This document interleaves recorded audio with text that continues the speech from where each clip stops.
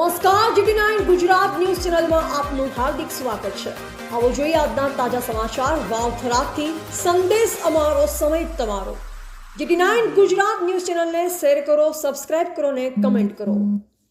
ડીસા દાડમ વેપારીની હત્યા કેસમાં આજીવન કેદનો કર્યો ચુકાદો।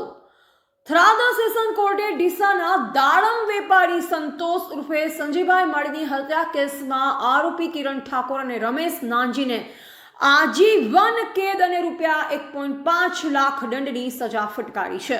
દંડની રકમમાંથી રૂપિયા 2 લાખ પીડિત પરિવારને આપવામાં આવશે। સરકારી વકીલ એડવોકેટ RD જોશીની દલીલ અને સાયન્ટિફિક પુરાવાઓના આધારે કોર્ટે નિર્ણય આપ્યો છે। સંતોષભાઈ દાડમના વેપારમાં હતા અને ઘટનાના દિવસે તેઓ રૂપિયા 30 લાખ સાથે વેપાર માટે નીકળ્યા હતા।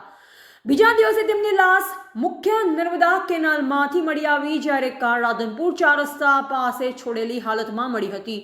તપાસમાં ખુલ્યું કે આરોપીએ રૂપિયા હડપ કરવા હત્યા કરી હતી। 6,93,000 જેટલા રૂપિયા પણ આરોપીઓ પાસેથી મળ્યા હતા।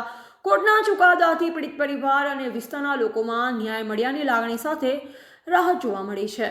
Bureau report Ranabhai Paregi, Vavtharad.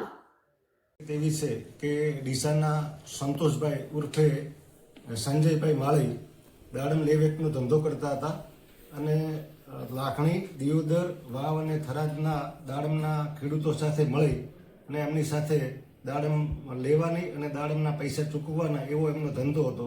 બનાવના દિવસે ડીસાથી 30 લાખ રૂપિયા લઈ અને દાડમ લેવા માટે અને ખેડૂતોને પૈસા ચૂકવવા માટે નીકળેલા અને આ બંને જે આરોપી રમેશ નાનજી અને કિરણકુમાર ઠાકોર એ એમની સાથે કામ કરતા હતા। એટલે એમને આ બાબતનો બધો ખ્યાલ હતો કે ક્યારે આવે છે, કેટલા પૈસા લઈને નીકળે છે અને ક્યારે નીકળવાના છે, એ બધી એમને ખ્યાલ હતો।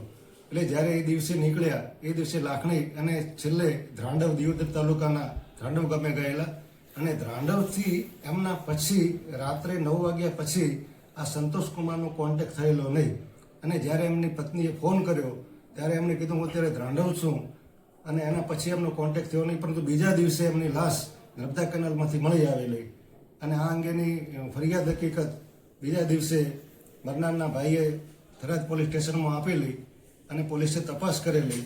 મરનારની ગાડી રાધનપુર 4 રસ્તા પાસેથી મળી આવેલી અને એના પછી એ લોકો પૈસા લઈને રહ્યા ગયેલા એની પણ જે સાંયોગિક પુરાવો મળી આવેલો અને પૈસા એમણે 6,93,000 જે જગ્યાએ રાખી મૂક્યા હતા, સંતાડેલા હતા, એ પૈસાની પણ રિકવરી કરવામાં આવેલી અને સાંયોગિક પુરાવાના આધારે નામદાર કોર્ટે આજરોજ બંને આરોપીઓને આજીવન કેદની સજા અને 1,50,000 રૂપિયા દરેકનો દંડ ફરમાવેલો છે।